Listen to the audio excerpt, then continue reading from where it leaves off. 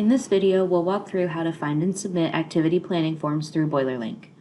To start, log into BoilerLink using your two-factor authentication. Then click the Switch Views icon in the top right corner and select Manage. From the Manage Action Center, select the organization that the activity planning form is being submitted for. From your organization's Manage homepage, click the menu in the top left corner to access your Manage toolkit. Then select the Events option. The Manage Events page shows you a list of all activities that you've already submitted and have been approved. Click the blue plus Create Event button to submit a new activity planning form. In the Basic Details section, give your event a title, a theme, and a description. This description will be seen by anybody that has access to view your event.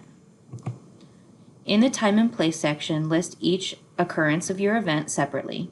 If you're having your event in multiple rooms or in multiple days or times, click the Add Another Day button to list each one separately so that attendance can be tracked separately. You can select who has access to view your event by dropping down the menu under Show To in the Event Visibility section.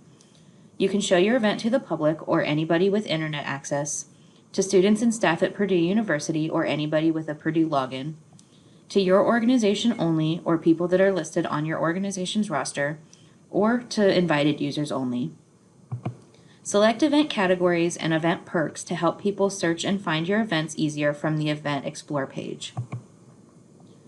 Set who has access to RSVP to your event. You can select anyone, only your organization members, or only people you invite. You can also limit the number of RSVP spots available to your event. If you select to limit the number of RSVP spots, you can select to show that number on your event page. Post-event feedback works similar to a survey. If you select the Automatically Send Post-Event Feedback Notification option, BoilerLink will automatically send this survey to your attendees after your event has ended. If you'd like to upload a photo for your event, make sure to follow the guidelines for image files listed on that page. Next, you'll be asked to select the proximity of your activity and to give a detailed description.